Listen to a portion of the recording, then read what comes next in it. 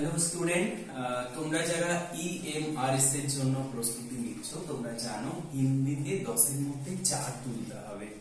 আর হিন্দিতে তোমরা যদি 10 এর মধ্যে 4 তুলতে না পারো, তোমরা নিজের সাবজেক্টে 80 নাম্বার তোলো না কেন, তোমরা কিন্তু কোয়ালিফাই করতে পারবে না। অর্থাৎ হিন্দি এবং ইংলিশ এই দুটো বিষয়ে যদি 4 করে 8 নাম্বার আমরা না পাই, আমরা বাকি সাবজেক্ট গুলোতে যত নাম্বার আমরা পাই না কেন কিন্তু আমরা কোয়ালিফাই করতেই পারবো না। তাহলে আমাদের কি করতে হবে? হিন্দি এবং ইংলিশ এই দুটো সাবজেক্টকে ভালোভাবে প্রিপারেশন নিতে হবে। আর তোমাদের যারা তোমরা বিদ্যা চর্চাতে এনরোল করেছো, হিন্দি বিষয়ে 10টার 4টে কমন দেওয়ার দায়িত্ব আমাদের, অর্থাৎ আমরা বিদ্যা চর্চার দায়িত্ব নিয়েছি তোমাদেরকে হিন্দি বিষয়ে 10টার 4টে কমন প্রশ্ন দেব। তোমরা দেখতে চাও বিগত সালে তোমরা যদি প্রশ্ন দেখো এবং আমাদের যদি স্টাডি ম্যাট তোমরা দেখে থাকো, তোমরা দেখবে একদম হুবহু কমন এসেছে আমাদের স্টাডি ম্যাট থেকে। চলো আমরা একবার দেখিয়ে দিচ্ছি।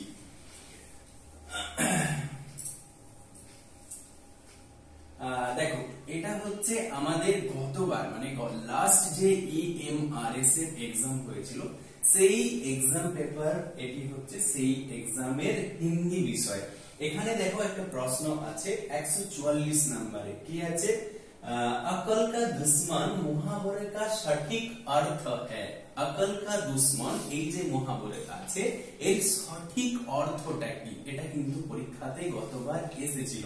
এবার দেখো বিদ্যা চর্চার স্টাডি মেটে মানে আমরা যে মুহাবরাগুলো ছাত্রছাত্রীদের জন্য প্রস্তুত করেছি, রেডি করে দিয়েছি, তার মধ্য থেকেই কিন্তু এই প্রশ্নটা কমন এসেছে।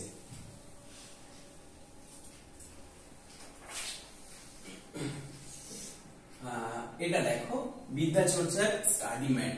এই বিদ্যা চর্চার স্টাডি ম্যাটে তোমরা যদি দেখো 6 নম্বরে, দেখো 6 নম্বর কিন্তু আমাদের স্টাডি ম্যাটে উল্লেখ করা আছে আকল কা দুশ্মন, এর অর্থ হচ্ছে মূর্খ।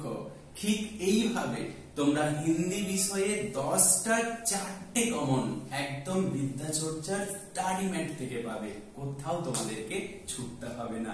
আর এই দায়িত্ব নিয়েছে তোমাদের জন্য বিদ্যা চর্চা। ওকে, থ্যাংক ইউ, যুক্ত থাকো বিদ্যা চর্চার সাথে।